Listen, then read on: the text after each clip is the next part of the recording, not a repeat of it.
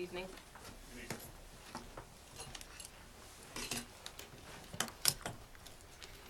Good evening, Mayor Thal-Eglo, Deputy Mayor Lieberberg, Township Committee members, Alex McDonald, colleagues, friends, and family.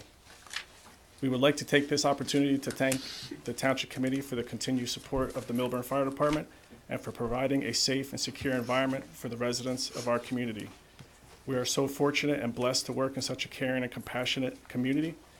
It is both an honor and privilege to be able to introduce you to one candidate for promotion tonight, Captain Sean Quirk.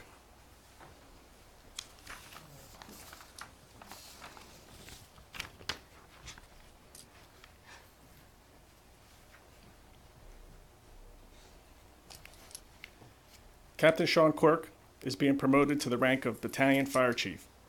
Captain Quirk is a native of Massachusetts. He is currently a resident of Parsippany, New Jersey. Captain Quirk served in the U.S. Navy from 1998 until 2003, becoming a Gulf War veteran serving in Operation Southern Watch, Desert Fox. Captain Quirk joined the Millburn Fire Department in 2004 and was promoted to the rank of captain in 2011. Captain Quirk is a New Jersey State certified paramedic and is an accredited fire officer through the Center for Public Safety Excellence. He has been a member of the Millburn Fire Department's Urban Search and Rescue Team since 2005. Captain Quirk has served as the department's training division captain and currently was assigned to platoon number 4. Here tonight with Sean is his wife Heather and 2 boys Riley and Gavin, family and friends.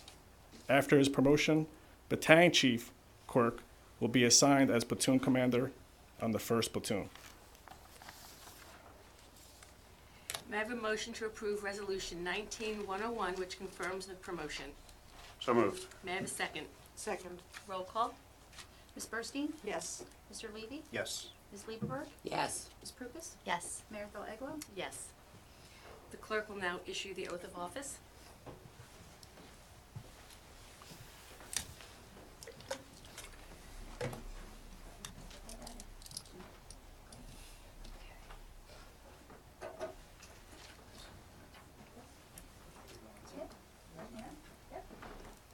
I state your name. I, Sean Quirk, Do solemnly swear do solemnly swear I will support the Constitution I will support the Constitution of the United States of the United States and the Constitution and the Constitution of the State of New Jersey, of the State of New Jersey, and I will faithfully discharge and I will faithfully discharge the duties of the duties of Battalion Fire Chief Battalion Fire Chief of the Millburn Township Fire Department of the Millburn Township Fire Department according to the best of my ability. according to the best of my ability. So help me God. So help me God. Congratulations. Thank you.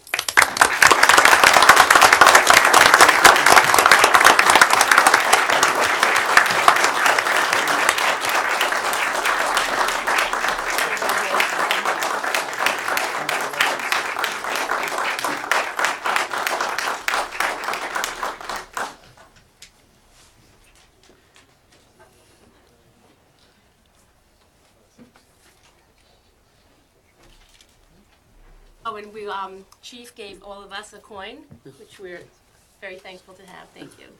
Okay. I guess that's it. Ms. Burstein, you have a proclamation for this evening? I do.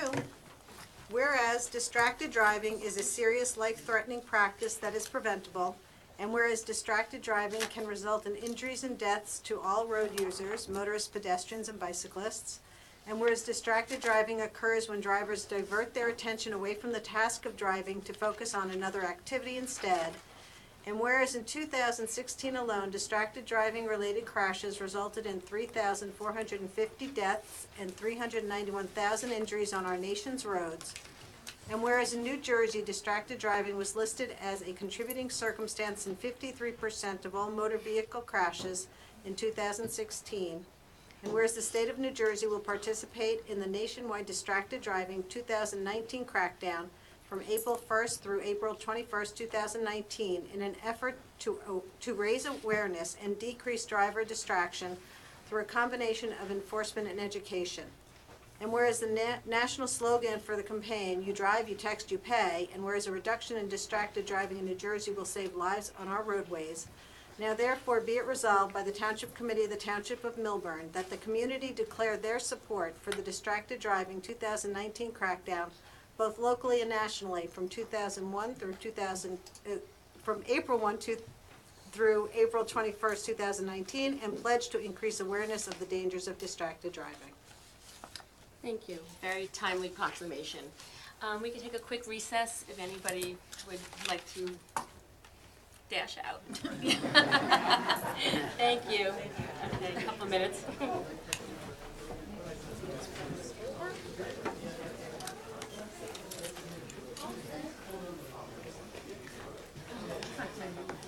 Get this grammar.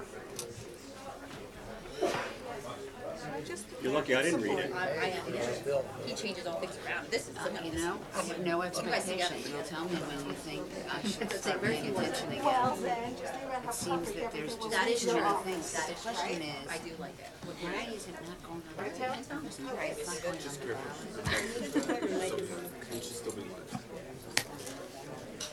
No, you should be. You're going. That's fine. You're retired. You're First grade. No, English professor. Oh no, they were driving you crazy. You're right, 8th grade. The 8th graders anyway.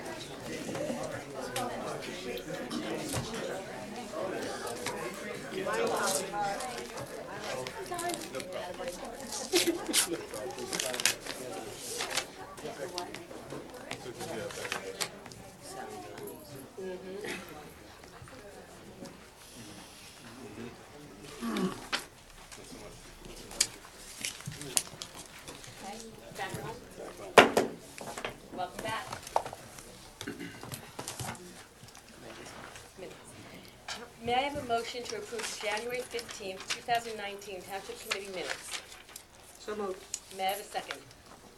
Second. All in favor? Aye. Opposed? May I have a motion to approve the February 5th, 2019 Township Committee minutes? Motion? So moved. May I have a second? Second. All in favor? Aye. Any opposed? May I have a motion to approve the February 5th, 2019 Special Township Committee minutes? So moved. May I have a second? Second. All in favor? Aye. Any opposed? No. Okay, reports. Okay, first I would like to announce that Giro Park will be hosting a grand opening of its new playground on April 17th at 2 o'clock. There'll be music, ice pops, face painting, fun, and games. If you're not traveling that week, please be sure to bring the kids. There might be some flyers over there, and it's on the website. Pilgrim Pipeline. The short update, there is no update. The New York State Department of Environmental Conservation is still reviewing Pilgrim's 2015 application. Pilgrim has made no filings with New Jersey DEP, and Governor Murphy has taken an aggressive position against new natural gas pipelines in New Jersey. I had an opportunity to walk through the reservation a week ago, and I took some pictures of the accumulation of the large tree limbs at the dam at Campbell's Pond.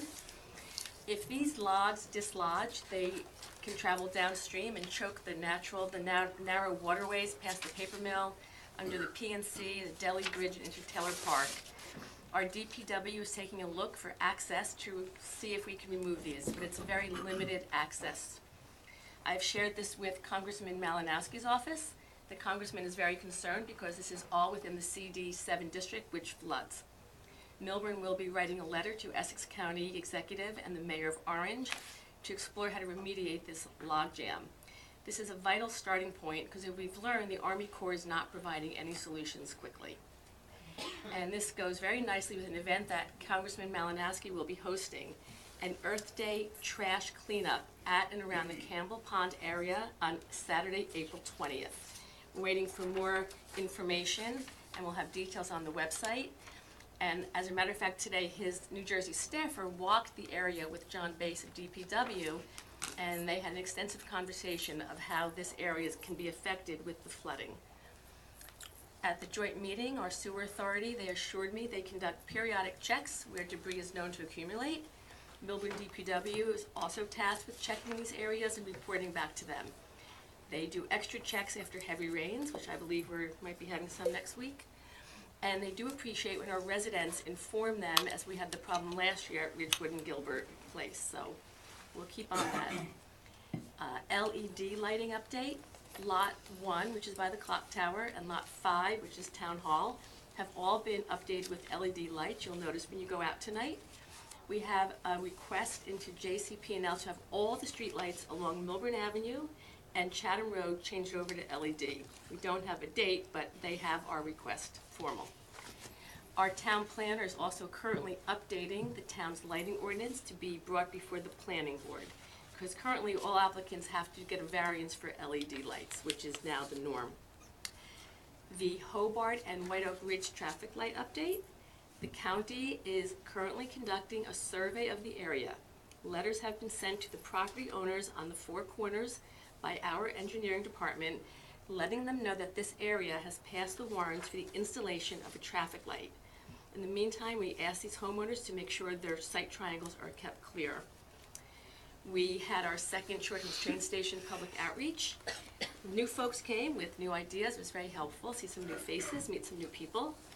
We have engaged Stantec, our new traffic consultant, to officially work with our engineering department to drill down on more specific ideas, taking into consideration these residents' comments and concerns from both meetings.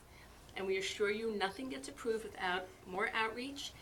And any recommendations that come from this will always come before the Township Committee first. PAX is meeting next week, and Stantec, the consultant, will be there.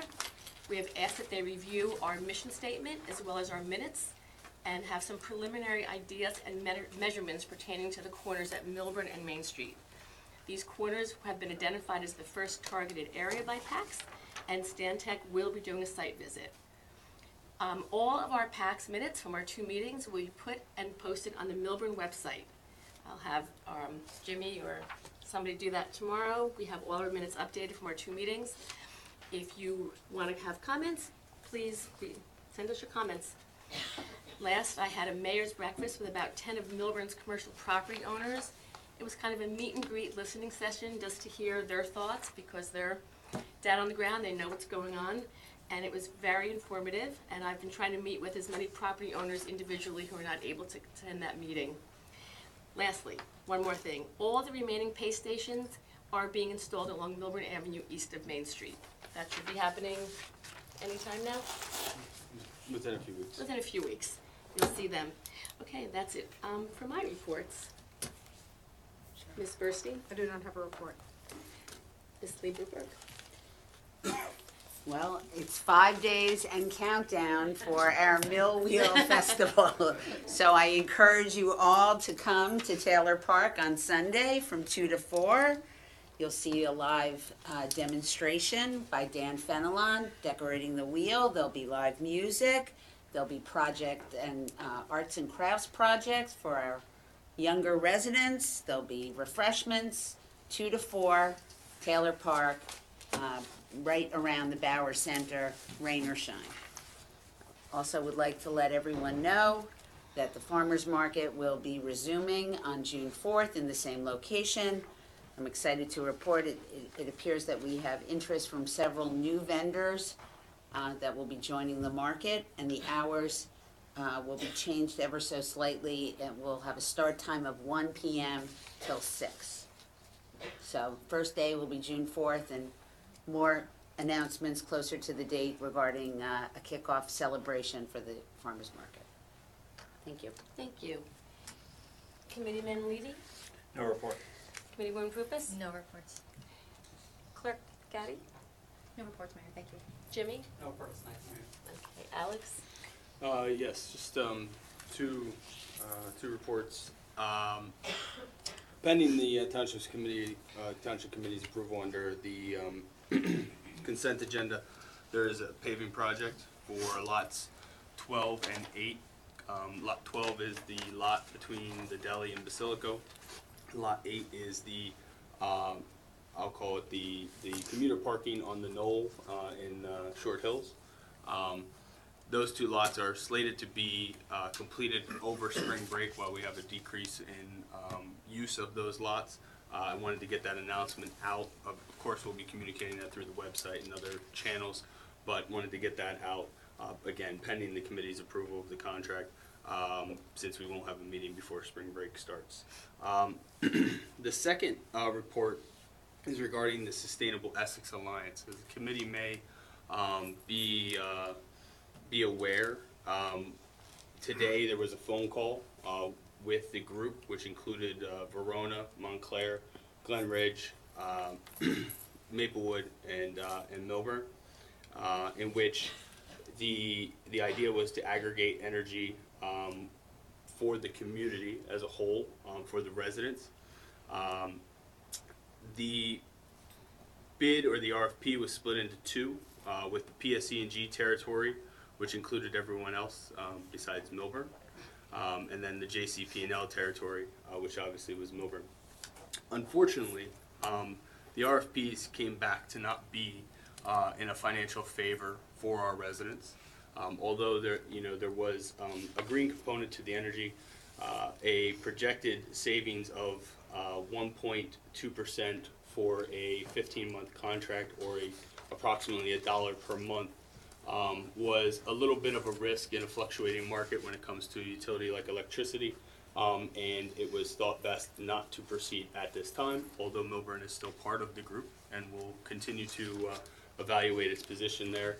I just wanted to update the community and the committee on those proceedings. Thank you. Kip? No report. No reports. Okay, thank you. Public comment. Oh, George. We don't have George here. Oh, so glad you're here, George. Usually you sit right there and I see you. To the side today. Good evening, Mayor. Just want to report that the county announced its list of roads to be repaved this spring, and I just want to formally announce that Millburn is at the top of that list. I know it's been a topic of discussion, so I just want to announce that tonight. When? I don't have date. I do not have, but Millburn is number 1 or 2. It's the top 2 roads in the county to be repaved.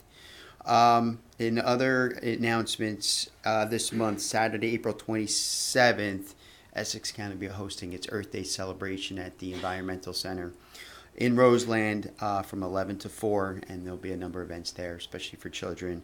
It's a good event. There'll be vendors there. There'll be animal exhibitors. And looking forward into May 4th will be the Household Hazardous Waste Day, which is up at the hospital center. So I'll be sending information about that as it gets closer. And we'll have that on our website. So Terrific. that's my report. Thank you, and thank you for the good news. Okay. Okay, let's hope we have good weather and that can Yes. be carried on. Okay. Public comment. When invited to speak, please come to the lectern, clearly state your name and address, speak into the podium microphone that your comments can be understood by all and properly recorded. Whenever an audience or committee member reads from a prepared statement, please give or email a copy to the Township Clerk's office at cgatty@millburntwp.org. To help facilitate an orderly meeting and permit all to be heard, speakers are asked to limit their comments to 3 minutes. And there's a counter there. It does not buzz. It just gives you a reference of how long you're speaking. Do anybody from the public like to come up and speak now? Please.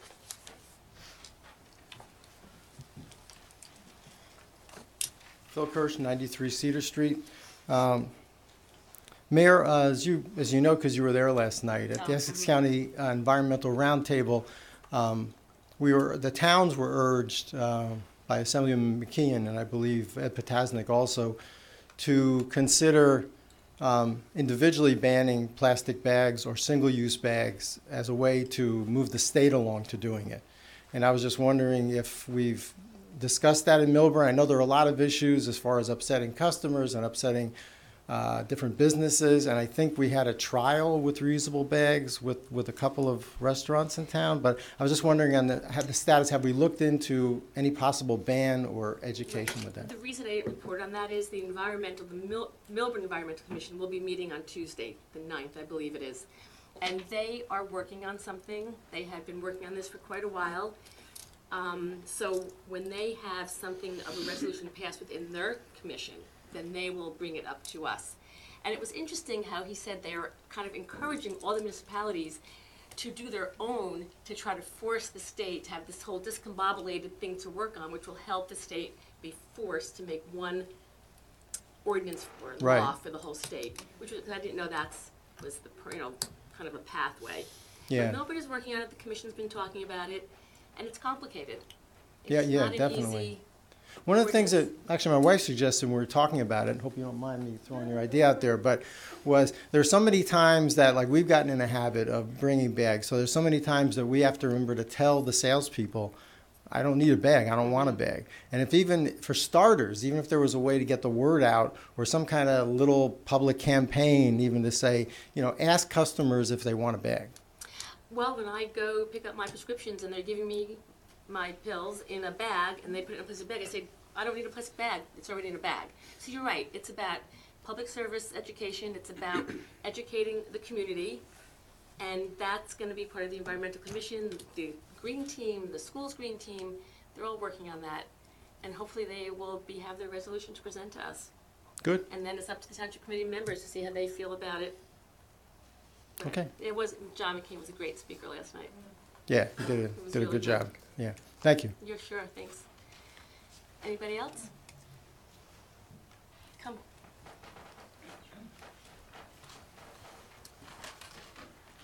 Good evening, Mrs. Mayor, members of the committee. My name is Daniel Cannon, Scoutmaster over at St. Rose of Lima. Tonight, I just want to introduce to you two Eagle Scout candidates that are actually doing some good work on projects that are going to be up and coming the next 8 weeks for the township of Millburn. So first, I'd like to call Colin Warros.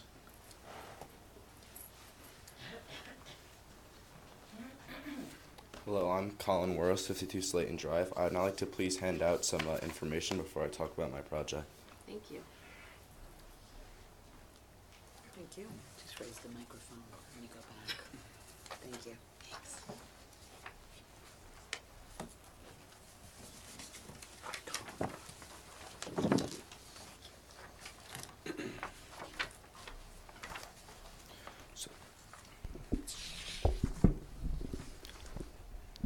I'm Colin Warros from local Troop 17 here located at St. Rose of Lima, and I am a Life Scout. So I'm soon hoping to become an Eagle Scout, and so my Eagle Scout project involves honoring Millburn's veterans right here in town. So if you flip to the second page, and I'm working with Mr. McDonald and American Legion Post 140, and especially with Commander Brown. So my project is to create banners that memorialize all the veterans of our town, past and present, so anyone can apply.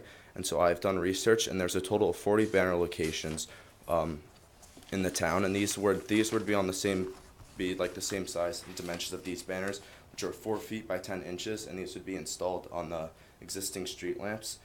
And so there would be 2 veterans per banner, split halfway. And this would include the name, rank, conflict, and a headshot of the veteran. And I'm soliciting to get this information through various websites, the Millburn Item, and social media sites. I'm actively fundraising, and I expect the total cost to be about $3,000. And these banners are planned to be displayed through the month of November and May for Memorial Day and Veterans Day. And I'm working with the DPW in order to get these up during those times. I'm also leading the setup, cleanup, and cooking for Memorial Day festivities in Taylor Park on May 25th. Any questions? I think this is beautiful. I think it's a wonderful idea. And, we're reinstating our Memorial Day parade this year, so this is a perfect campaign to go with that. Thank you. Terrific, thank you. Any Thank you. committee members want to? I just have one question. Do you have any idea how many veterans will be on display? Do you the numbers? No, I've solicited information through different sorts, like the websites and the item. I'm going to have an article posted, but right now we have like a maximum of 80 spots. And also I forgot to mention something. After this, I'm going to be looking for someone who's going to need to sort of take over this project. I'll be donating the banners to the town to hang up in the previous years. Also, I might have a couple funds in case other people want to have their veterans, if they weren't here now, added. I will have some funds for that, and they should be able to do that. Thank you. Thank you. Thank you very much. Second, I'd like to call up Life Scout Gabe Litchwitz.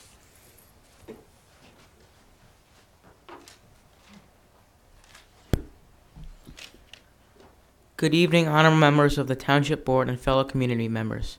My name is Gabe Lifshitz. I'm a Life Scout from Troop 17, St. Rose of Lima. I wanted to take this time to let you know that I just completed my Eagle Scout project proposal with Mr. McDonald. The Trail to Eagle is a tough one that requires many years of preparation. One final step that an Eagle Scout must undertake is a leadership project that benefits a noteworthy cause. As you know, Taylor Park has been the centerpiece of our Millburn community for 95 years, thanks to a generous donation by Mrs. John Gertrude Taylor on May 30th, 1924.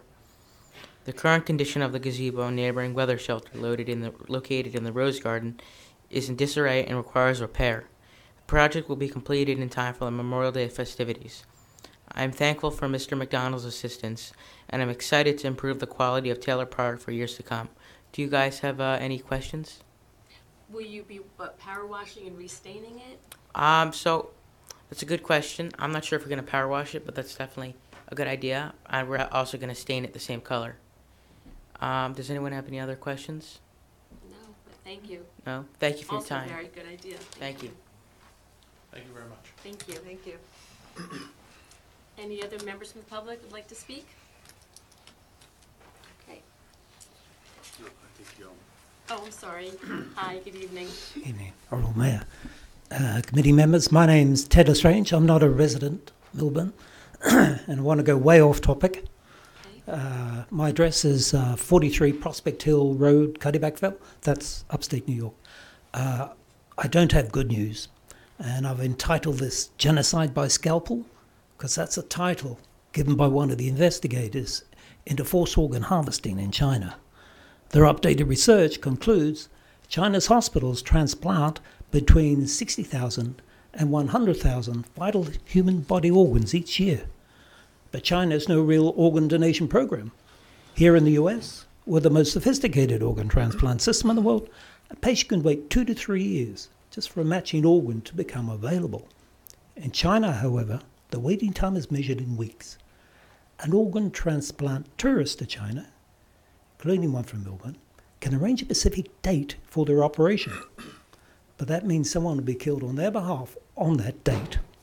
It's a cultural taboo to donate one's organs after death in China. So what's the source of all these organs? Translation of these facts equates to tens of thousands of prisoners of conscience each year being killed for their organs. Most of these prisoners of conscience are Falun Gong practitioners, but also Tibetans, Uyghurs, and House Christians. They're routinely blood tested and their organs examined while held in China's forced labor camps, detention centers, and black jails. I've got a quote. On June 13th, 2016, the U.S. House of Representatives unanimously passed Resolution 343, which in a summary section, quote, condemns the practice of state-sanctioned forced organ harvesting in China, close quote. The European Parliament has also passed similar resolutions. This has been happening for over 18 years, and there's still a deathly silence on this issue. And that's why I become, before you, the elected and respected representatives of the community, to echo the heavy burden of this genocide as acknowledged by the House. China's total control of its own media and way beyond that. So it comes down to this type of word of mouth to divulge what's happening. Many dedicated researchers have gathered an enormous amount of data from current and archived hospital websites, local media reports, telephone surveys, and other evidence for the 865 hospitals in China that have performed these organ transplants. Some books are now being written and documentaries have been produced with more comprehensive information, so I brought along a package for your information. Thank you. Can I drop that off? Please. Well, thank you. I believe I got an email from somebody that this month is National Organ Donor Month, and to check your licenses. And I don't know, it used to be you had to opt in, and now I'm not sure. I haven't looked at my license in a while. It's an automatic opt in unless you opt out. So I think that is something people should be made aware of for American citizens. That's positive. Thank you Yes, very much. thank you for sharing. Any other members of the public? Okay. The committee will now consider consent agenda resolutions. The resolutions listed on the consent agenda for consideration are as follows. The bills list, authorize refund of tax overpayments. Our final RFP award for professional service agreement is to a new labor attorney. Authorize sale of beer and wine and parking vehicles in Taylor Park for the Ed Foundation's Rocktoberfest. Authorize execution of storm sewer indemnification agreement. support of per capita library aid to public libraries, the award for the milling of paving that Alex spoke of, and they have coordinated this with the Deli and Basilica, I was told, so that's good. He spoke to me. Yeah, approval of sidewalk cafe licenses and approval of raffle licenses. Are there any comments from the committee or public in regards to any items listed on the consent agenda only? Before, I just Be- wanted. Before Mike, you want to Yeah, speak? Sure. 2 seconds. Please. Resolution 19096 has the wrong lots listed. I So thought it we was just need corrected. to- Is it 8 and 12 or 5 and 12? It's 8, was it corrected? It was corrected on my, yeah, But on the agenda, it was. yeah. No, but was it on the resolution itself? I'll make sure it's correct. Yeah. Yeah, so, because when we vote on it, we should vote on it as corrected, Yep. right? Well, it's a typo. It's pure- I think Okay. it's- Yeah, It had been 5, and then now it's 8. yes. Right, thank you. Hi, Mike.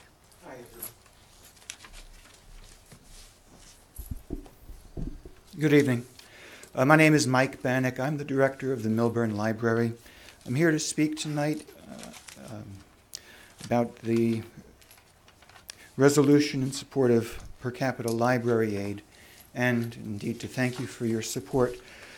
The state of New Jersey has provided library aid for many decades, and in 2008, that amount of support was about $8.7 million. The year after that, it was cut 8%. After that, it was cut 10%. And in year 2011, that aid was again cut, this time 48%. So the aid now from the state to public libraries, statewide, is about $3.75 million. And it's been held flat at that level for almost a decade. And that level, statewide, amounts to about 41 cents per capita, which is less than the cost of a postage stamp.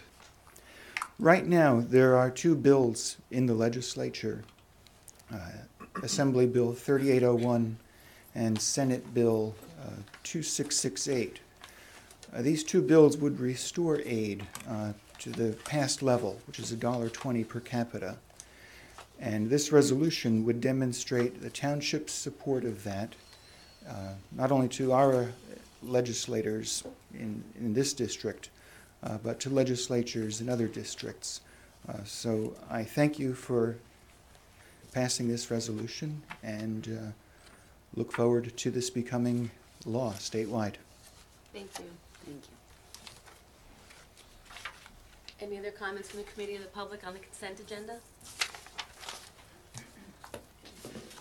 May I have a motion to approve the resolutions listed on the consent agenda? So moved. May I have a second? Second. Roll call? Ms. Burstein? Yes. Mr. Levy? Yes. Ms. Lieberworth? Yes. Ms. Purpose? Yes. Mayor Phil Egler? Yes. Thank you. Okay. 2019 budget introduction, resolution 19-099. So, do I say this or just come up? Any questions? Yeah. Any questions, are there any comments or questions from the committee pertaining to resolution 19099? May I have a motion to approve resolution 19099? So moved. Second? Second? Second. Roll call? Ms. Burstein? Yes. Mr. Levy? Yes. Ms. Lieberworth? Yes. Ms. Purpose? Yes. Mayor Phil Egler? Yes. And now, we have our budget introduction. Go ahead. Okay. I'd like to introduce Jason Gabloff, who's the Township's Chief Financial Officer. He and I will be giving a brief introduction to the budget, just so everyone is aware. After the introduction, there will be a public hearing and final reading on May 7th before the Township Committee. After the presentation, after the committee meeting today, all the materials regarding the budget will be posted on the website, and questions will be able to be forwarded to financedept@millburntwp.org, which will be up on a slide at the end of the presentation. But I'll let Jason start it off, and then I'll jump in. Should you turn the timer off for Jason? No, keep it. Jimmy was nice, he turned it off. Good evening, Mayor, Township Committee. Thank you for giving me a few minutes to go through just kind of a quick overview of the budget, the discussions that we've had with the Finance Committee and our department heads. So just a quick general overview.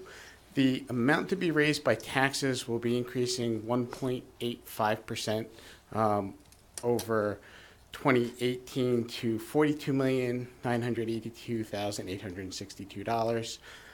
That equates to less than a little bit less than a 1 cent increase on the tax rate. It's a 0.009. The biggest drivers for this year was really structured around employee costs, our pension costs, which really the state controls how all of that moves. The combination of our overall pensions are up $428,000, so that was really almost 50% of the whole increase of our appropriations was just right around our pension costs. The overall increase just on the municipal portion to the average taxpayer is $101.85. So a quick budget summary. The top line just showing appropriations inside and outside the cap, and the breakdown are inside the cap appropriations, which on the appropriations cap is 2.5% for 2019. We have 76% of our budget is made up of those items. The outside the cap are things such as debt service, capital, certain portions of the pension costs are allowed outside the cap. Generally things that we don't have as much say in. The general operations are all inside the cap. So overall, the expenses are moving up at 2.5%. But again, most of that was tied around the pension costs. On the revenue side, our general revenues make up about 14% of the budget. That's things such as fees and permits, road opening permits, court fines and costs, things of that nature.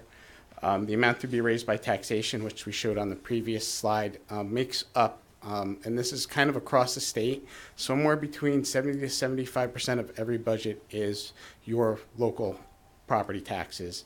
The library is up 6%. It's not picking on Mike left. I don't want to pick on him though.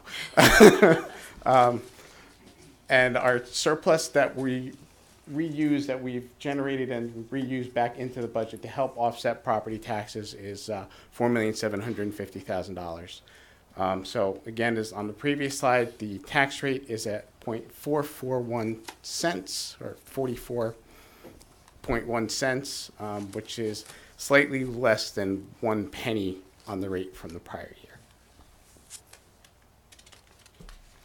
Just kind of another look at the budget appropriations and how that portion of the budget is made up. Essentially 77, almost 78% of our budget are items that we don't get much control over.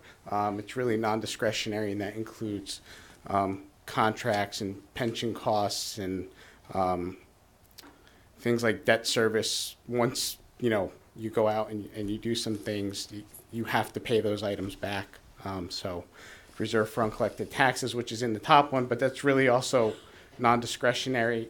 So really we have about 15% of the budget, which is township operations that we have some control over and can work with the departments on what they need and what we think and really what the township committee's priorities are in terms of putting together a plan for the year.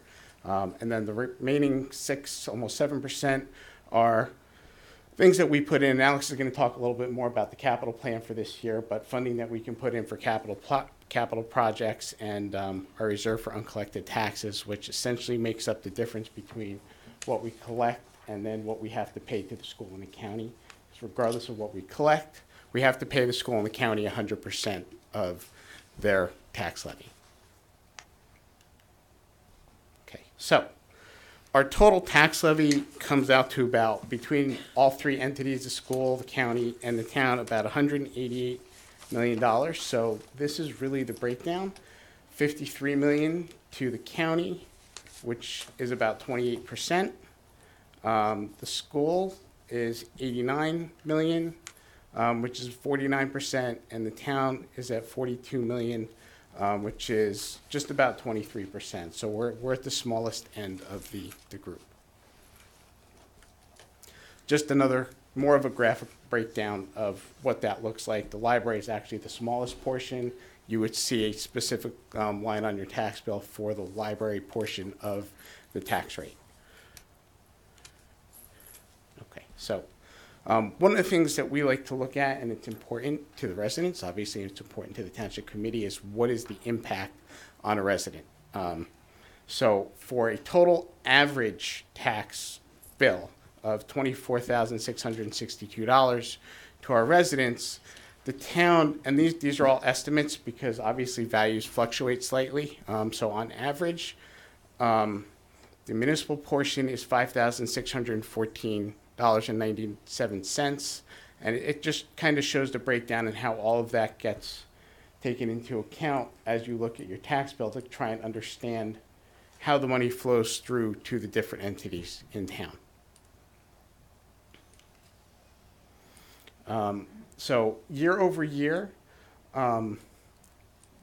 we tried to show, based on that average, what the increase is in each of the entities or each of the tax entities would be. Overall, and again, these are estimates. We don't have the county, and I don't know if we have the final school numbers because they just introduced, but essentially the overall effect would be $534.72 on average, or a little over 2%. Just the municipal impact would be an estimate of $101.85, or 1.8% on the average home value, which is $1,273,236 at this point. So what do we actually see? And it's interesting when you try and break it down in terms of actual dollars and how the percentage of where we're spending and taxpayer money is. Statutory expenditures, which are your insurance costs, things like Social Security, pension, those items make up about 30%, or 30 cents on the dollar. The next piece would be public safety, which is your police and fire departments, about 28%, or 28 cents on the dollar. Then municipal services, which includes recreation and public works, is 19 cents on the dollar. Capital and debt is about 8 cents on the dollar. And then general government makes up 15% of, or 15 cents on the dollar. That's things, administration, finance, tax, assessor, engineering, a lot of the town hall functions that come into play. Capital. So I'm going to turn this portion of the presentation over to Alex to run through the capital. You want to drive?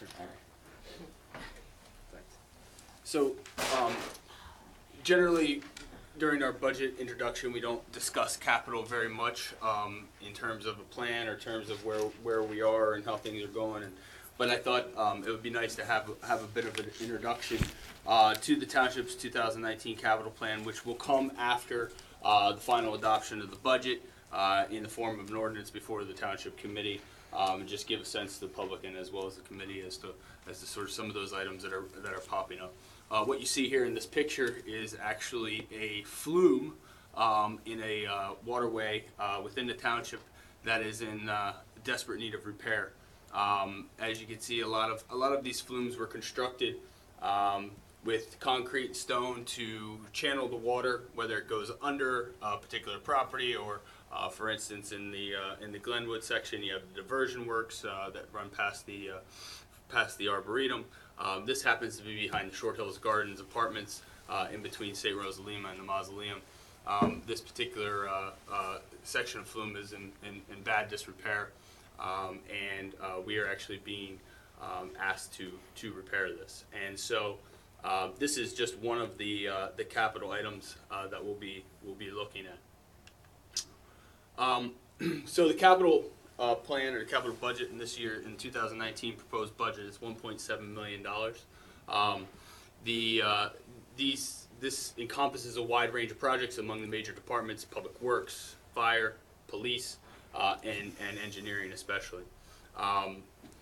The capital budget represents about 2.85% of the overall budget of the municipality, and again, is a very important part of dealing with the large ticket items that we generally are faced with.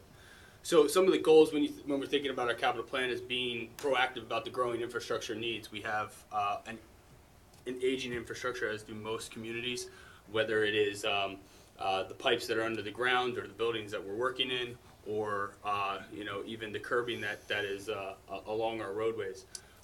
As this picture depicts, we've just purchased last year a brand new sewer flusher, which helps us clean out pipes, grates, and things like that. The Department of Public Works is responsible for cleaning and maintaining over 2,600 catch basins for stormwater throughout the township. This machine helps us do that efficiently, and it's a nice new piece of equipment. Another goal is to maintain the municipally owned buildings. A lot of our buildings are aged. This building in particular was built in around 1906. Fire department built in the 1940s, police department built in the 1970s.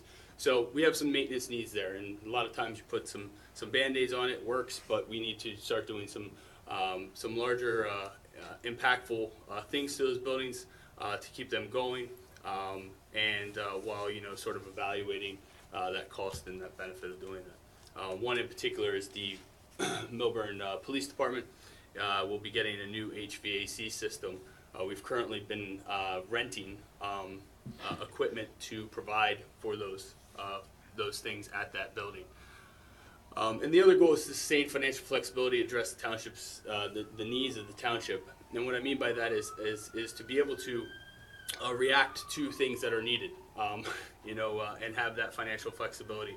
We recently have endeavored upon a change in our emergency communication equipment to a 700 series, which is the statewide PSEC system, which will allow for interoperability between, they're not using it yet, but interoperability between Springfield, Summit, and other communities surrounding us, which would greatly improve the response to those types of emergencies.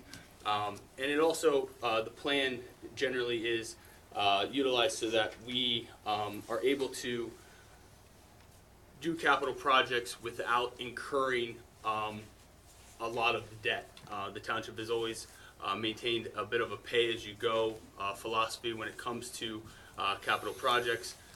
There are items that are put out to more financing or bond anticipation notes, but generally with being able to budget, as in this year, $1.7 million, we can tackle a lot of those projects. The center picture there is actually the Millburn, or the Short Hills train station, sorry, which is in need of some repointing. I don't know how many people ride at that station, but if you look at the bricks in and around the building, they're in some bad need of repointing and some mortar. So that is also on our projected project list this year. So just going through some of the 2019 projects that we'll be asking for some doing in the capital fund, as well as asking for in the capital ordinance. The Slayton Pump Station wet well, just by way of sort of some information, the township operates 5 pump stations or lift stations throughout the township that help take sanitary sewer to its final destination at the joint meeting in Elizabeth.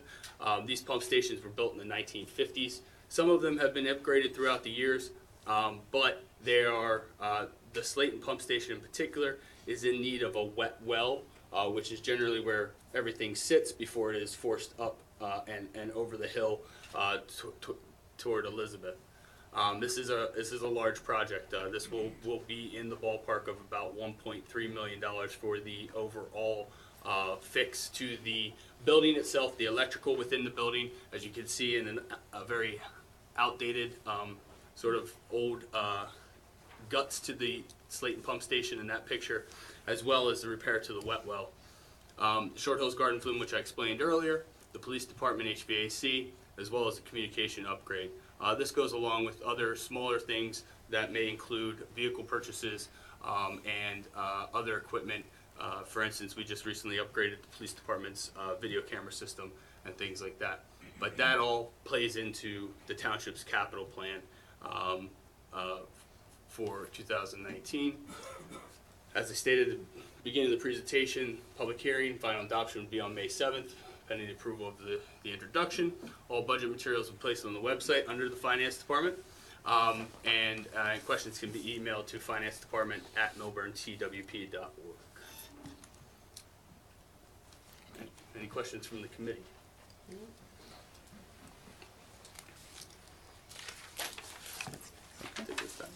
Thank you very much. Thank you. Thank you.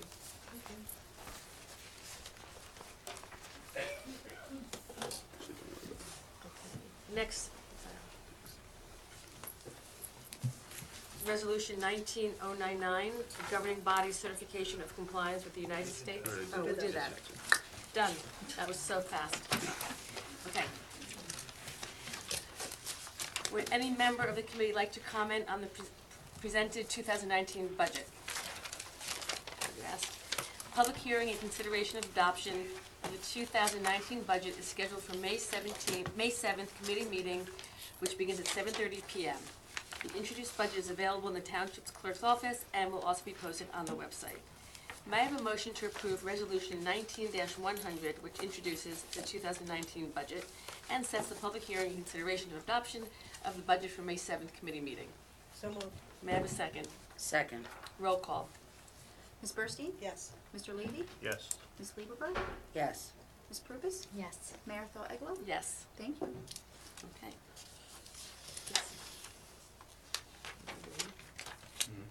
Okay, Mr. Committeeman Levy, you are scheduled to sponsor ordinance 2529-19, please. Sure. I present this ordinance, 2529-19. It deals directly with the appropriations cap, not the regular tax levy property cap, which cap rates are set annually by the Division of Local Government Services based on COLA. This ordinance allows us to exceed cost of living increase up to 3.5%.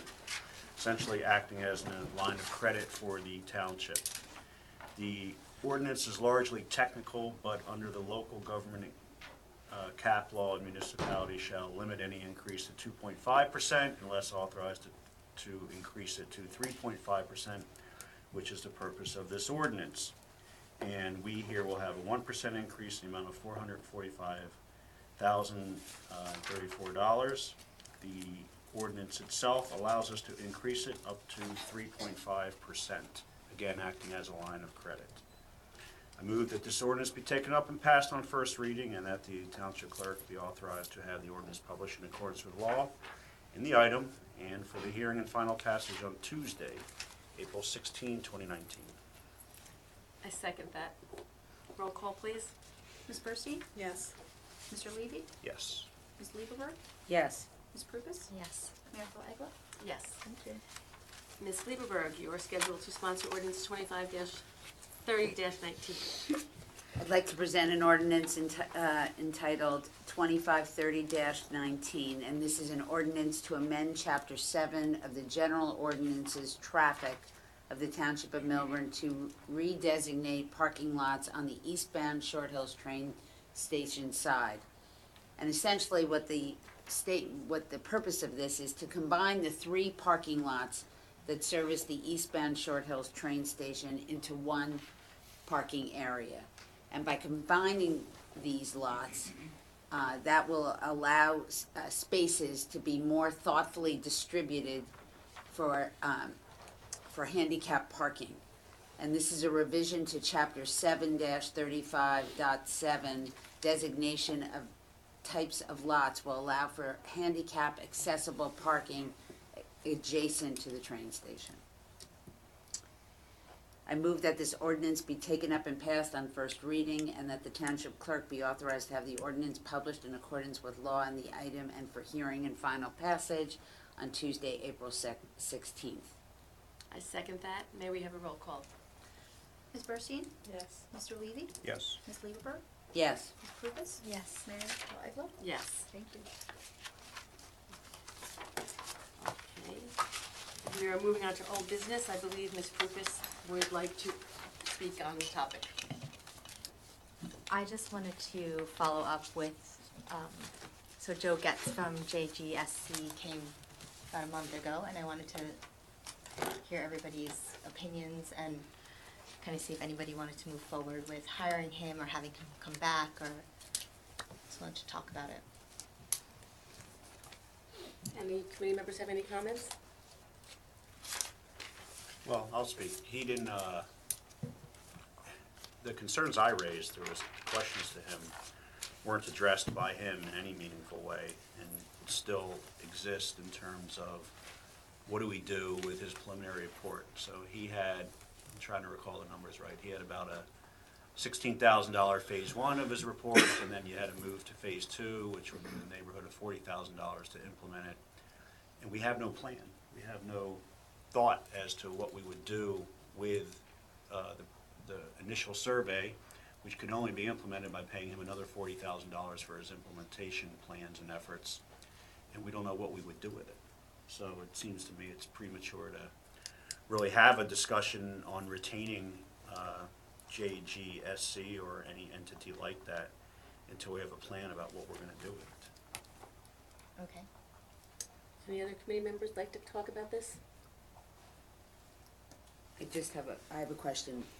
Since there's no bid, SID, or DMDA, has he ever executed some, I agree with Sam, what would be the thought process with absence of that kind of institution in place? Who would take up Right. the helm for To the implement. Yeah. Exactly. So, well, this brings up a good point, that the ordinance for a bid or SID is still, like, can you explain that to us about the ordinance of what makes up the SID or bid? Sure. The SID ordinance, or the ordinance that established a special improvement district, is still in existence. However, the district management corporation, which is required by the ordinance to utilize that, is no longer in existence. That was dissolved at the end of last year. But, so what does that mean? That means the No, no. SID allows us to tax. Okay. Or not to tax, to collect those fees, but there's no one to do anything with it, Right. because they dissolved. So do we just keep that on the books? Or for how long? Or does another group come up at some point and say, we want to form a group that's going to address the business districts of our community? And Well, it's my understanding that as long as the ordinance exists, we have an obligation to collect. No. Yeah. is that How can we true? not? Right? I would also defer to Kit a bit on this, but the fact is that there's no organization with a budget in which you are collecting for. I know, but I don't think the ordinance, I don't have it in front of me, gave us the authority or the discretion to collect or not collect based upon those factors. It exists to warrant the collection. I mean, it could be amended easily enough to avoid that, but I don't know that there's natural discretion based upon those factors not to collect. Well, then where would the money sit, Sam, and who No. would? I don't know. The Well- ordinance doesn't direct that. The ordinance doesn't contemplate this Right. situation. Perhaps it needs to be amended, but it Or doesn't not. contemplate Or this. not? I mean, I think we don't know just, that I would amend it, because I think you could get into trouble if you do have a bid or SID, and then you have people saying, well, we don't want you to collect. I don't know that I would amend it. Either you keep it or get rid of it, maybe.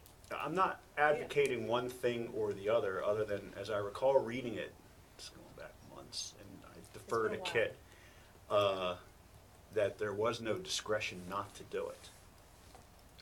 Well, who can I defer to? You can defer to me. I'll take it. Without having a budget presented, there's no vehicle to say, oh, therefore we will assess the following based upon a budget of activities. I think the budget has to precede an assessment. So my guess is that it's just kind of an inoperative situation at the moment. But I'll take a look at the ordinance and let you know. I can't see how there could possibly be an assessment of the business owners absent an approved budget.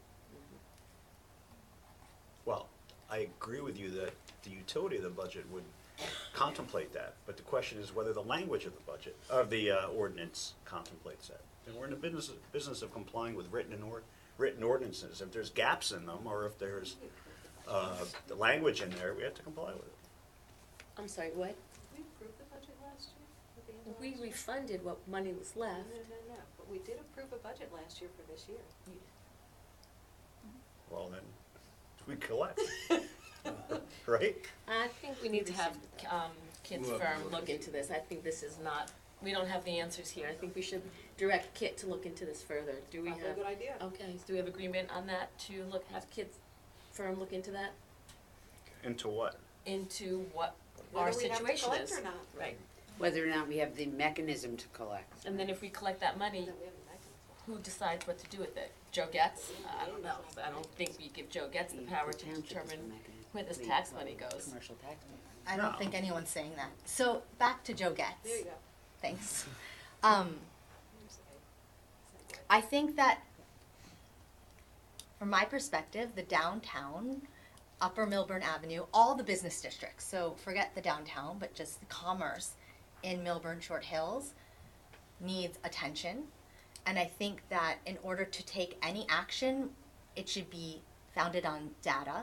And I think part of what Joe Getz does in his first phase, and we're not obligated to move forward in any way other than the survey, is to put out the survey and collect data that would then allow us to figure out what next steps to take in order to address our business districts within the township.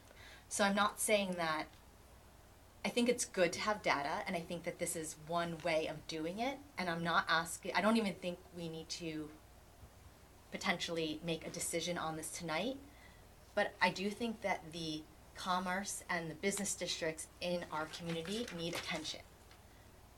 And so far, this is one way that I think that we can address it. Yeah. Well, I'll second, I agree with Tara. I believe that, you know, if, one of the things you're looking at is the traffic in downtown, and I think it's really important to address our downtown and try to figure out how to make it, we have a lot of empty stores. We have a lot of empty And not just stores. downtown, but throughout the whole township, there's a lot of empty storefronts. Okay, so, we all got an email, I believe, Dear Mayor, I think we all have been copied. Governor Murphy and I, this is from, Sheila Oliver. I'm excited to announce the restoration of the Main Street, New Jersey program as a key updated component of the New Jersey Department of Community Affairs Municipal Planning and Downtown Revitalization Portfolio. Through this program, communities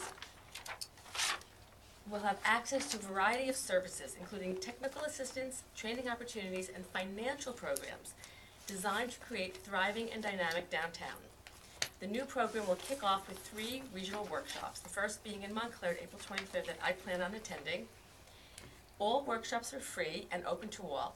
Individuals involved in economic development and downtown revitalization in your community will especially benefit from attending. The workshops will introduce the new MSNJ program, explore economic trends affecting downtowns, and equip you with techniques to achieve your community's downtown economic development and equitable revitalization goals through information sessions and case studies. I believe that we should, whoever can go to that from our township should go to that and see what they're offering, because there might be grants, there might be programs that they will do that might not. So I've spoken to Jeff Bueller, who's running that, and I am registered to go in April 23rd, I believe. He knows Joe Getz, and like we've talked about it, they do different things. So Jeff Bueller will be able to help if people in the township want to create such an organization that would then be a DMDA or SID or BID or whatever it would be. He would be the one to help create and form that. But the information that we could collect from Joe Getz. Continue, Richard will wait. Okay, the information that we would be able to collect from Joe Getz through his survey would also, it would be kind of like we'd have that one avenue and potentially another avenue or not to then come together to be able to address, again, the business districts in our downtown that I believe need attention. Well, has anyone else here met with Jeff Bueller? So I would like to just table this until we go on April 23rd and see what they have to say. Great. Okay? Well, wait. Does anybody else have anything to say about any of this before we table it? I would like to hear from Richard, please. Yes. I think you're a good historian of our area. Yes. And that letter. My name is Richard Footer.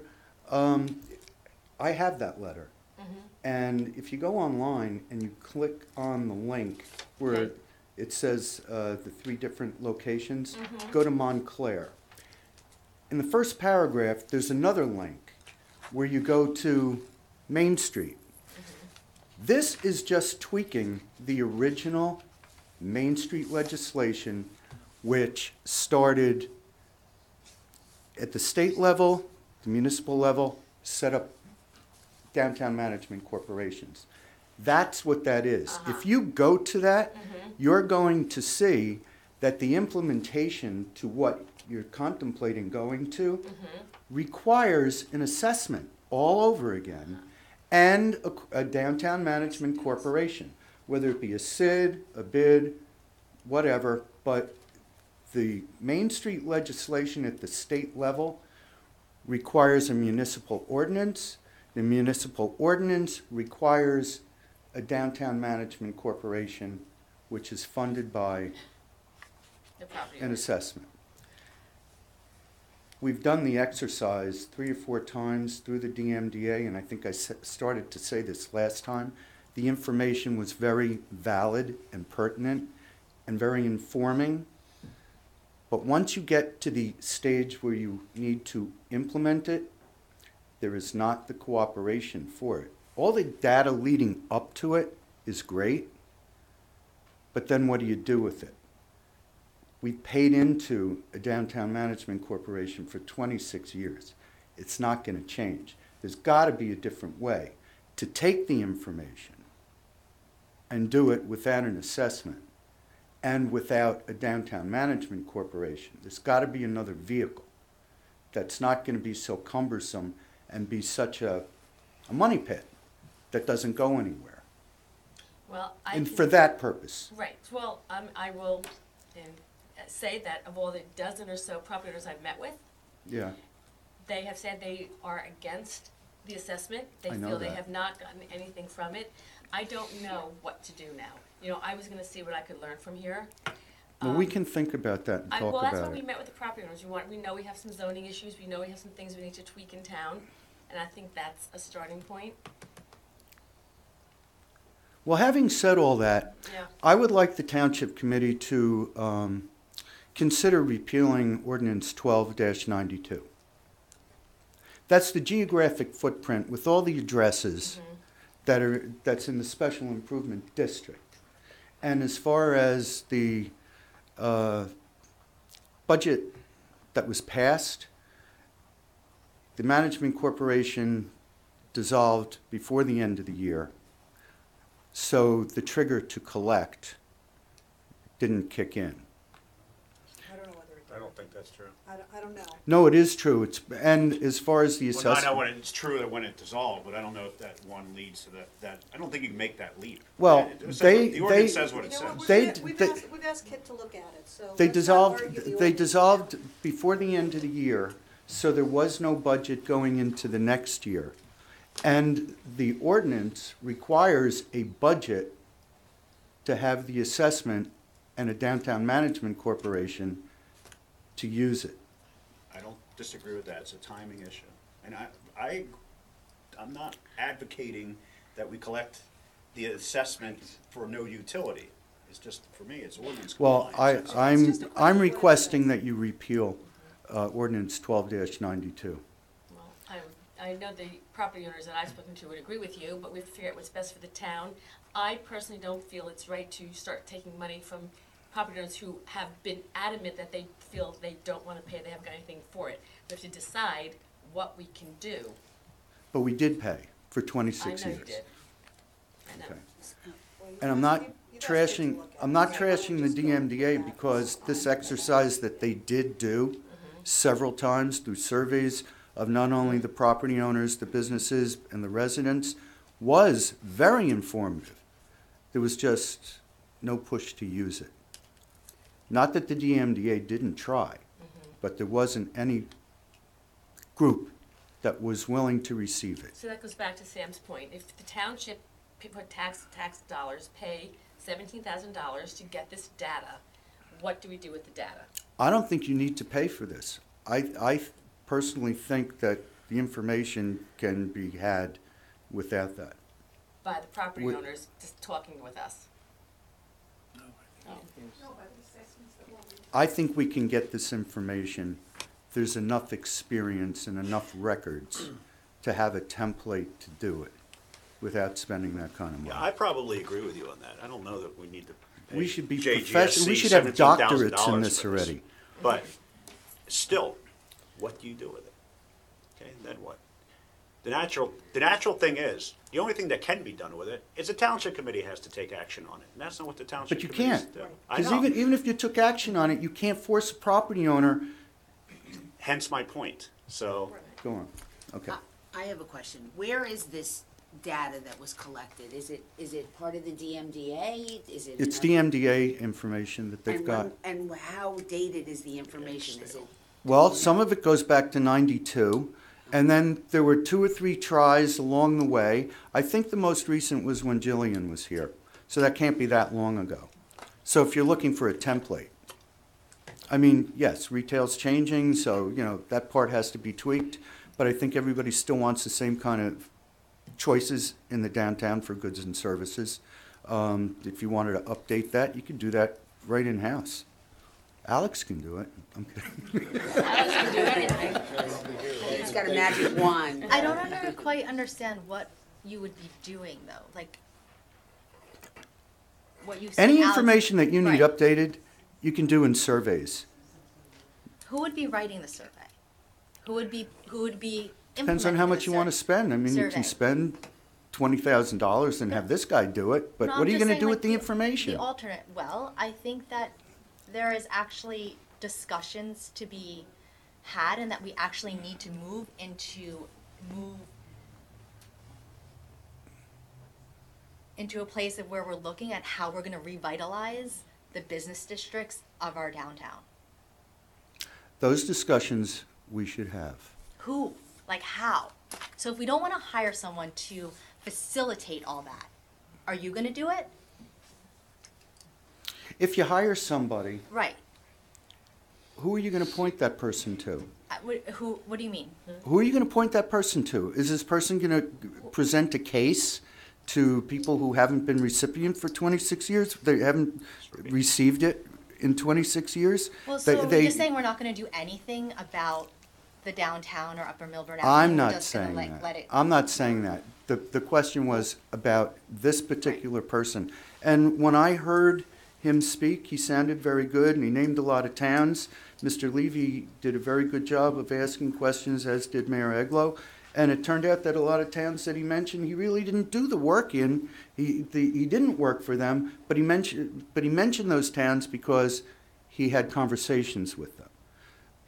I mean, you know, am I being too blunt about it? But that's what I heard.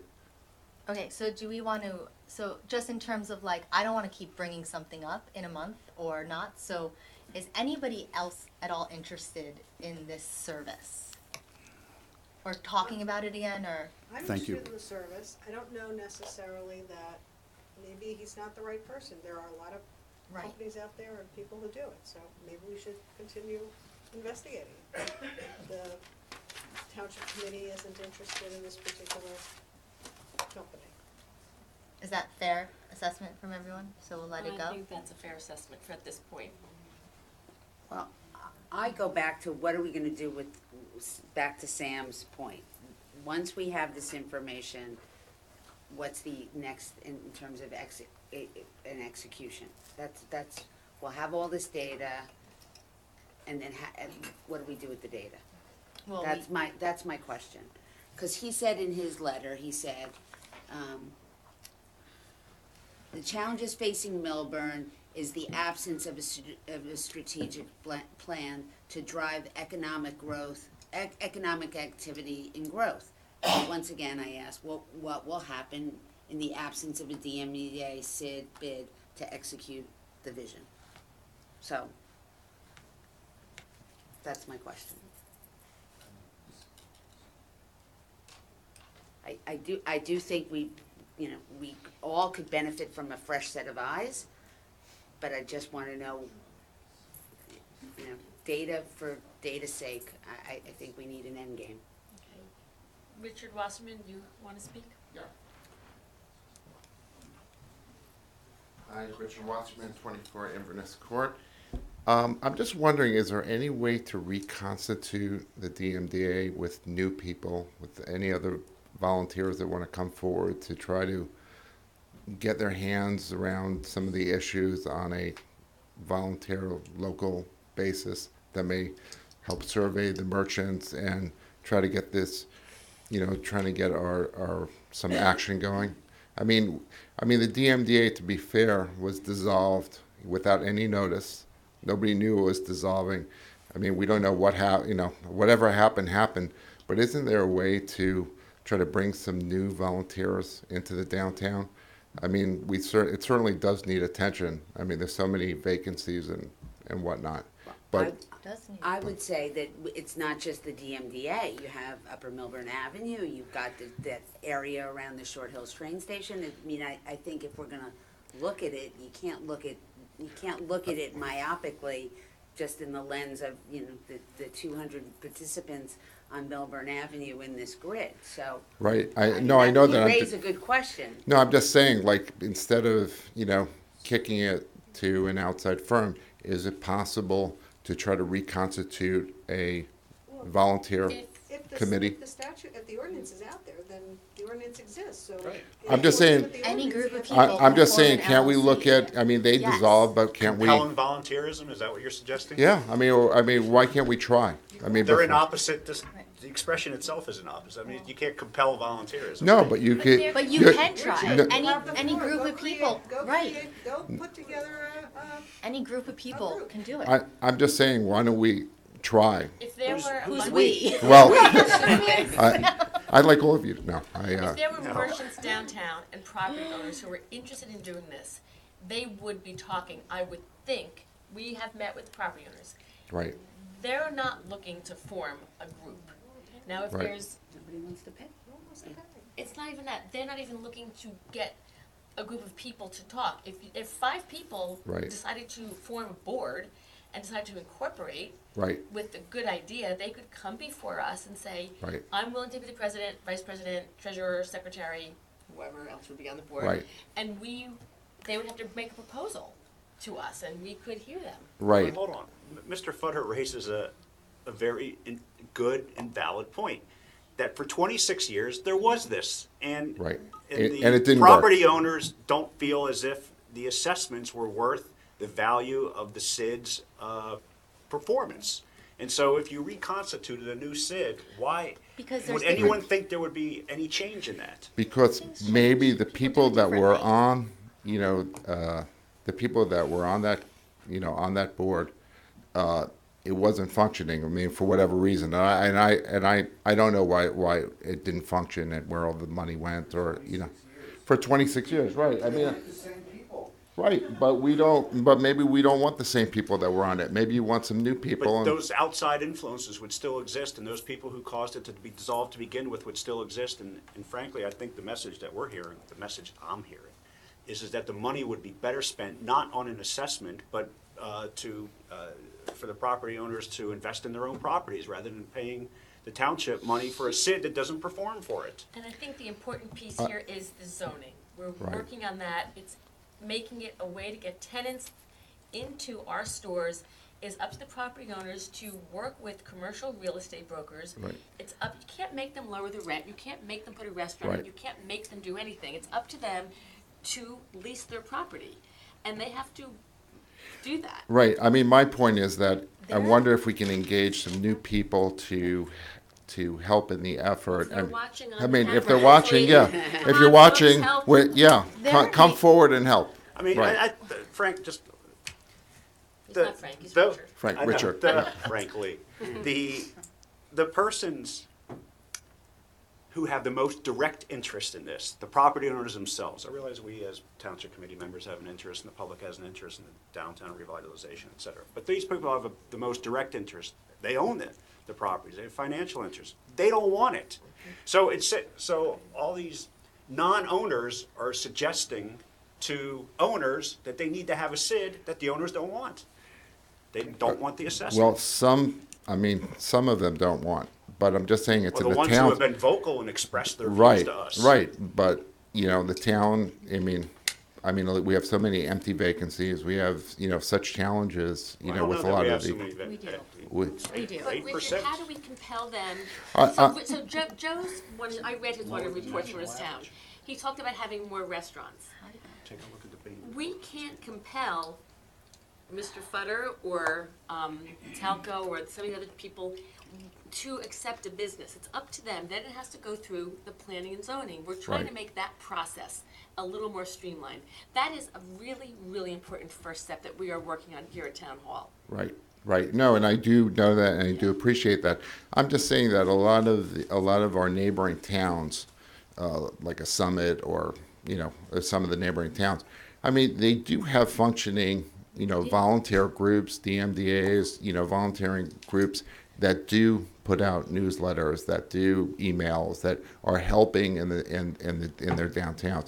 And all I'm saying is that I'm not necessarily saying you have to reconstitute the DMDA, but I wonder if we could try to engage some new people to help But who's in our we? effort. Who's we? The pronoun we. Who's doing that? Well, listen, we have Merchants should be getting together. maybe Hey, the merchants, or maybe potentially a new committee.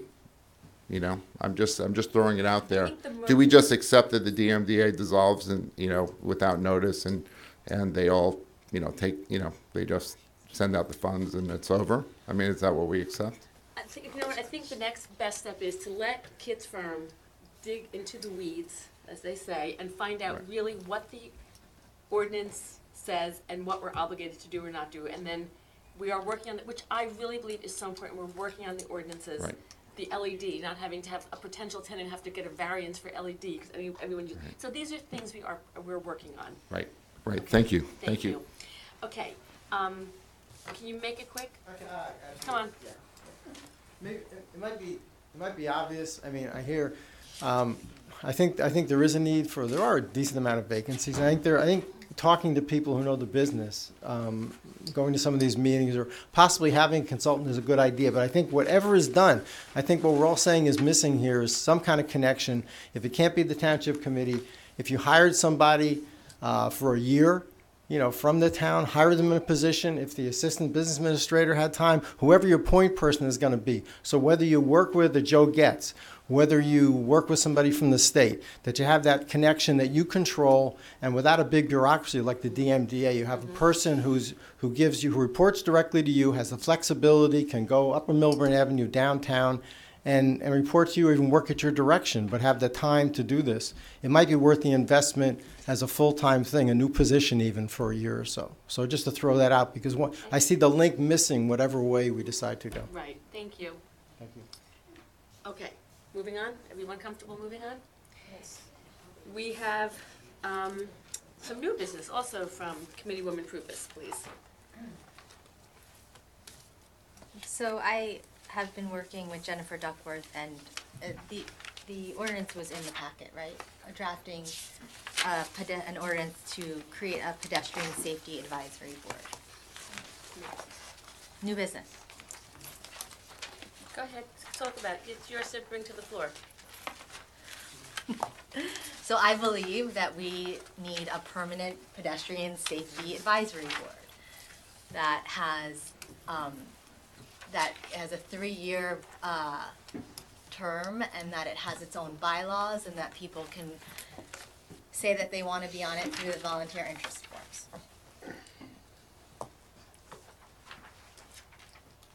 Okay, so I guess committee members, we should talk about this in detail. I'm gonna work on your presentations. Okay, Selling all I this. will. Okay, so right now, Committeewoman Lieberberg, I know you have some points that you and I are going to overlap. If you'd like to start. So I guess, Committeewoman Rosenberg used to serve, and now Tara is serving on the PTOC Traffic Committee, which is a Board of Ed sanctioned group. Pardon me? I'm sorry, PTOC Safety Committee, not traffic, safety, excuse me. And it's got the transportation director, it's got TC representation, it has town hall, the police department. It just recently dealt with the middle school congestion and safety issue in the Knollwood section. There's the TC Township Committee Parking Ad Hoc that's looking at parking and safety issues around our town and our municipal lots and traffic flow.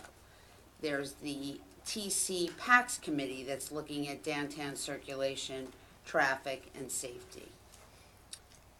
Then we have the Board of Ed TC meeting, with 2 representatives from each entity, governing body that meets monthly to discuss joint issues as it surrounds the township. And then we have our 2 TC meetings a month and 2 Board of Ed meetings a month. So I guess I'm trying to figure out if what is this committee going to do differently, and what is the mechanism to address the safety concerns that isn't being addressed by those other 6 committees. Tara? So that's my question. So I will add, I think this is a lot of redundancy. I think that this can be a big drain on our township professionals being asked to go to more committee meetings when these things are being addressed in many ways already. So, you know, the chief of police, the fire chief, the township engineer, Alex, a TC person. Excuse me? Oh, you're not on this one? No. Oh, Jesse. Jesse, it's still a township representative. So, and the most important thing is, last month, we all passed unanimously the ordinance creating, the Township of Millburn entitled, wait, which is the one? Got too many pieces of paper here. Here it is. Township of Millburn Traffic Issues Management Policy. So in the ordinance that you wrote up, you put that on your last page, the last thing. Anything that gets done has to be filtered through this traffic issues management policy. And that was the whole purpose of us creating this. We worked on it for months and months and months. So this would just be a way, it was being worked on for months. Got it. And it was really being drilled down and really very clear. So even if this committee is formed, anything they do still is going to be filtered through the traffic issues management policy. Right, that's why that's in the ordinance. Yeah, but so why do we need this in addition to it? Because there are a number of residents who are concerned about pedestrian safety issues, that they feel that it affects them directly and that they want to be part of the conversation. They came, they asked you to open up PACs to be a safety committee that would look at the entire town. You didn't want to do that. You wanted to keep it to the downtown, and you didn't want to give them a voice. And so in response to that, I believe that this committee should be formed. Okay, I hear you, and I would. Cheryl, do you have something to say? Well, I just want to finish, because that was, if this is in reaction to something that I did, that's an ad hoc, and that is focused right now on fixing, for instance, Right, the and this was corners, supposed the to be corners. a separate, not an ad hoc. It shouldn't be about one person assigning people to what pedestrian safety is. This is a freestanding committee that has its own bylaws that will continue beyond a year, that will have history that people can look back on to see what discussion was about. This is not about, this wasn't just in reaction to what you didn't want to do. This was out there before you performed, like you had PACs and then people asked you to combine it. You didn't want to do that, so this is what I'm proposing. And the reason I didn't, and not I, it's not an I, is because. It is an I. This was your ad hoc. Correct. Correct. There's been ad hocs before. Ad hocs have a very specific focus and a mission. We already have the PTOC safety committee. I sit on the PTOC safety. I know, so why? Because that committee is not, it's just the schools. It's not a township committee. Thank you. It's not a committee of the township, it's a committee of the BOE that I guess we're invited to sit on. Or not even the BOE, but it's the. Right, that we're invited to. PTOs together. What this is this says, and apparently Millburn is not the only township that, if Right. we do And pass there's like this, that 8 will other have local. one. Many townships have one. Safety is a huge issue in pedestrian safety. and it's becoming more and more of a huge issue. People get hit all the time, not just here, in other towns, for no good reason, because, for whatever.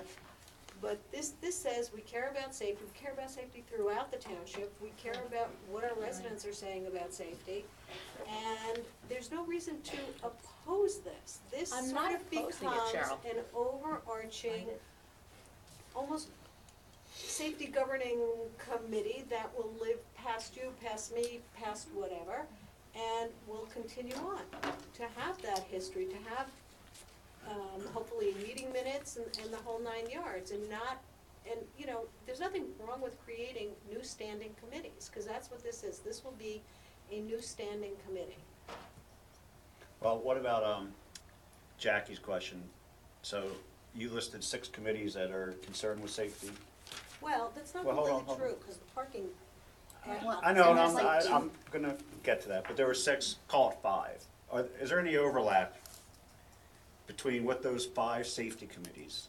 I understand you'll disagree that I'm right, I will. in the pejorative sense of what they're safety committees, but is there overlap between what they do collectively and what this thing will do singularly? This Are you theoretically. Well, that's a question you posed. This theoretically. I'm representing it. This theoretically will oversee the whole of the township. They all as report, opposed all those to- other committees report to this? I mean, they're all looking at smaller pieces, and this is sort of an overarching safety committee for the township. I get it, but so, and I'm not sure where I come out on this yet, but if all those other committees, if every committee was required to report to this new committee, so we had that filter, what I don't want to have happen is 6 committees come up here and complain about safety issues. And then this committee comes up here and makes recommendations too. So we spend all our time dealing with multiple committees on multiple safety issues. There may be some overlap, there may be some disagreements, some may be inconsistent with the other. This should act as the gatekeeper. So perhaps those 6 or 5, whatever the number it is, those committees are caused to report to this committee, which accepts, rejects, whatever their recommendations, and the only one that presents to the township committee is this committee after the filter of that policy, which I agree with that Diane mentioned. Now, I realize that in theory, that may be how it's prescribed in the ordinance, but in practice, anyone can still come up here and complain about safety anytime that they want. And if they don't like what this committee does, they're still gonna do it anyhow. So my goal of reducing the number of people who come up and complain about safety to go through this committee first may not be realized. And I think that the other possibility is that if you have this committee, you no longer need perhaps so many of the other committees. Well, you gotta I'm tell just- the BOE that, I mean, it's Well, in the well, the PTOCs. Well, Yes, PTOC's, gonna like, continue to safety's have gonna kids, lose but- their chair this year, like, that might change. Like, that committee might Well, not be there. But you have PTOC safety, correct me if I'm wrong, Jennifer, you have all the schools. Should I come up, or do you address Well, me? well, I'm just asking, I think I know, you have all the schools, you have the transportation director, you have town hall representation, you've got the police department. Yeah, we wouldn't, So- to answer your question, we wouldn't need the police department to come to our meetings because the police department is an administrative function, and the person who's from the township committee who sits on it would then talk to this other committee, and then the police wouldn't have to come to the PTOC safety. It would be through this new committee that would deal with all township that has to do with municipal functions. So the PTOC ideally would come up with their different priorities, and then they would, the township committee liaison would have those priorities and bring them to this new committee. There will also be BOE representation. So, but that's not on, so you'd have that on this new It committee. would streamline the process so that you wouldn't have to have the police coming to a school meeting. And then you already have your joint meeting that Diane had mentioned, that you get together and discuss all things that overlap with the schools already. So there is no real need for the police to keep coming to our meetings if there was already a mechanism to discuss town town-wide safety issues, which is what we keep coming up with. The schools are town-wide, they all have different issues for different intersections, and right now, the only mechanism is a Board of Ed mechanism, and so this would codify it to make it a municipal mechanism to get things done. The schools wouldn't be responsible for an administrative municipal function. Well, you only have one Board of Ed representative on here. So that one representative is gonna speak for the entire, They would go to their board, to their meetings and And then discuss report. it with their people, and they would be, that's why we didn't say the quote PTOC safety committee rep, because whoever that is, it's nobody with any clout or any power or anything, and we're just a meeting of a bunch of people who saw a need to get together and talk about these things, but we ideally have no real jurisdiction over safety issues, and that's why we are recommending this policy, is so that there's a mechanism for voices to actually have a way to discuss these things holistically, have a memory of all these things that have happened. There are bite things, there are things that have happened over the years, and having all these ad hoc committees, of which I've sat on for a gazillion years, that don't end up really, they only have a year of memory. You need a whole lifetime of memory, and people leave and move on, and you just don't have a mechanism for collecting data. This committee would also collect data and have data-driven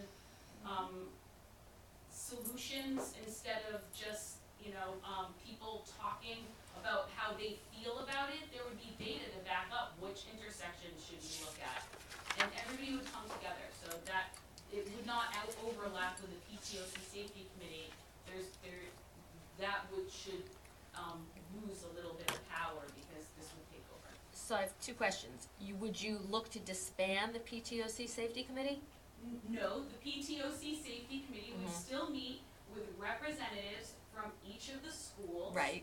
And have a township committee member who would sit on that, or the administrator, or somebody who would then take the information back to this new Safety committee. group.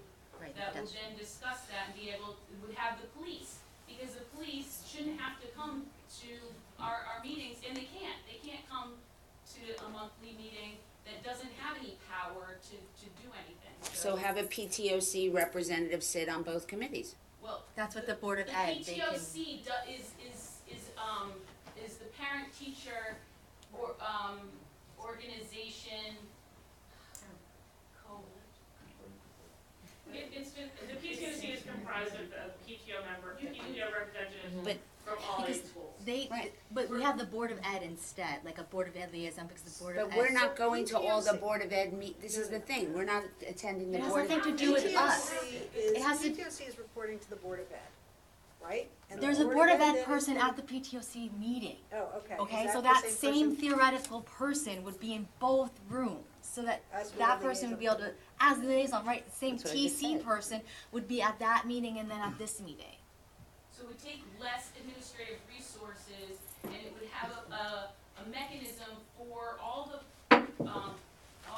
priorities that were identified through those 8 schools, would then have a way to bring those priorities, in addition to all the people who follow the new policy, which is a great policy. This complements that, as now giving a way for all the people who follow the new policy to have, this committee would help with that also. So it's trying to take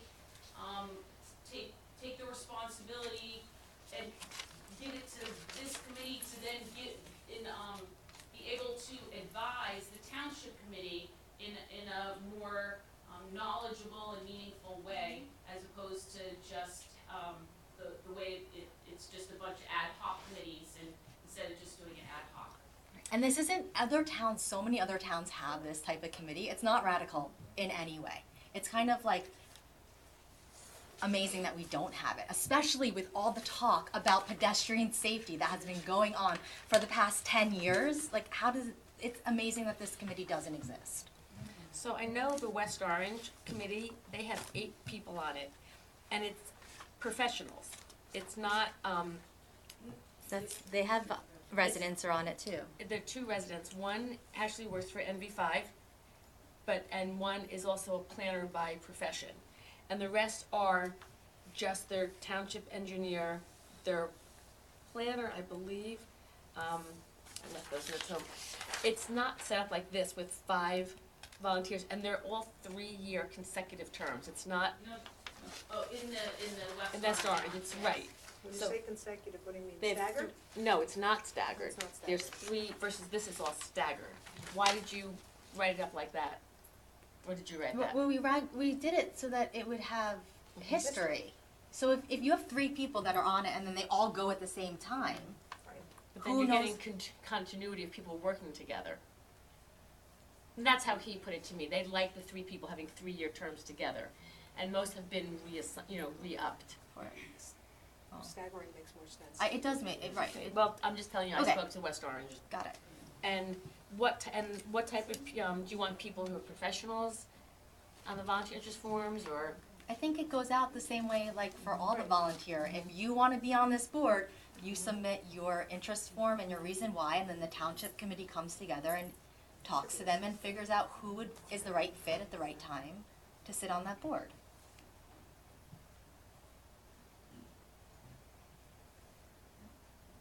So, let's take a straw poll if we would like to have Kit's firm draw up an official ordinance on this. And I'd say, I'd say if it has to be that our traffic issues management policy, which I renamed TIMP, because I like it, that would have to be not just a footnote, it would have to be in the body, that anything that this committee comes up with is pursuant to work through this. Otherwise, nothing's gonna happen, it can't. Well, it's in there, it's in the body. But it's like a footnote on page 4. It's not a footnote, it's part of Well, the. it's part of the It's functions. policy, so it's already enforceable, so it doesn't necessarily have to be, it was just mentioned just because, but it doesn't have, it's already enforced, and so it's already legally binding, the new policy. And this does not preclude residents who are not part of this from coming. We have a resident on a certain street who's already going around to his neighbors for an issue that he feels his neighbor has had. So this does not preclude residents Of course. from working on this. You know, so this is not the all end. I know, Right. that's my issue. All right, well, let's take a straw poll. Have Kit's firm work on an official ordinance, or? Well, the ordinance is drafted, I mean, we Well, I can would like to have revise our- it. Revise it, I would like to have it. But I'm not sure that you need him to create a whole new ordinance. Well, I would like to have him look at it and Well, of have it come course. from our legal department, our firm. Well, I'll start then. Start.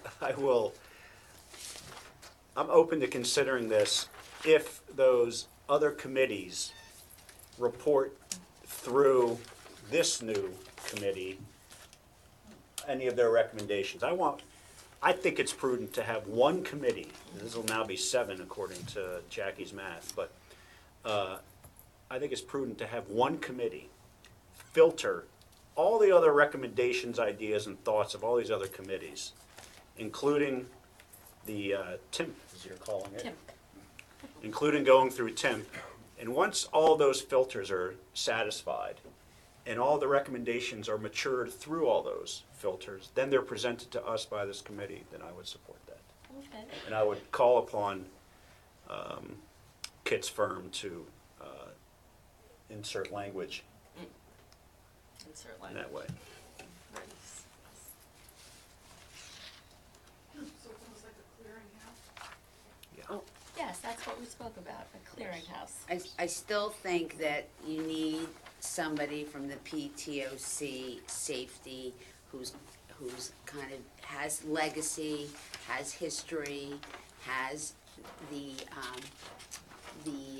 historical perspective that you're looking to create on this new committee that's not, as a designee from the Board of Ed, I don't think that satisfies that requirement. Me personally, having been as a previous president of one of the PTOs, I understand about the longevity and that's why we split the terms of the president of the PTO when I was there, to have that kind of consistency and that kind of passing the baton.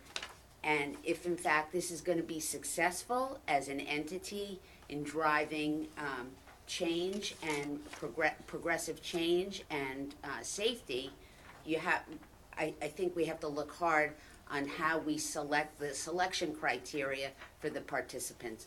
Cause then otherwise, we're just another committee looking at the same, issues. I know, but are you No. demanding that as being part of the ordinance, or are you just saying Yes, a that P- on the ground? No, I would agree with Jackie, a PTOC, if you're not disbanding the PTOC safety, and you meet once a month, this is meeting quarterly, you should absolutely have one of your PTOC people disseminate their information to this committee, so add a PTOC member.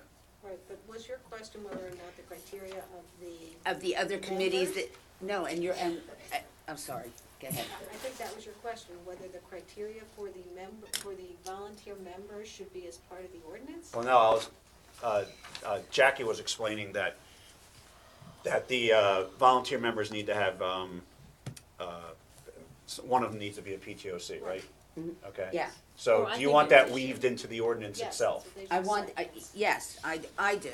I Okay. want, rather than a township resident applying through a volunteer interest form, I want, a standing PTOC I think safety. I think in addition to these, I think there should be actually a standing PTOC safety member in addition to their. Right, and that's what Yeah. I'm saying, and I Yeah, don't know not- if we need, I don't know if there need Oh, no. 4 Wait, township is- yeah, residents. more the Is better. PTOC The more the safety, better. safety just, do they meet once, or they just have a year term on that committee? Ask Jennifer. Yeah, it is a year term, but if you could just loosen up that language to have a member of PTOC as opposed to PTOC safety, because PTOC presidents, are also very often liaisons to other township committees. So if you can just loosen that up. I wouldn't agree with that, I'll tell you why, because the whole point is the PTOC safety, from what I've been told, is they have representatives from each school. So I don't think we wanna lose that, I think that's really important, because now we're expanding to the whole town, and I think it's really important that that person is the communicator from all those schools. And I think I would want in the language a specific PTOC safety person. Okay, but the PTOC presidents are also obviously the leaders of the entire group. But they're not sitting on that safety committee and listening to what's going on at all those schools and addressing that, so maybe we don't need the Board of Ed person. I was gonna say that, maybe. Because Right. that was what we were thinking when we Right. put the Board of Ed person on, Right. that it would be the same person who was the Board of So Ed maybe sitting on the PTOC PTOC instead of- safety. Right, So we'll just say That's fine. PTOC safety instead of Board of Ed. perfect. Well, Let's again, not the negotiate with PTOC them. We safety have to members negotiate with don't make ourselves any here. decisions Why, they wrote it, for Cheryl, the of course we Board of negotiated with Ed. them, she wrote it.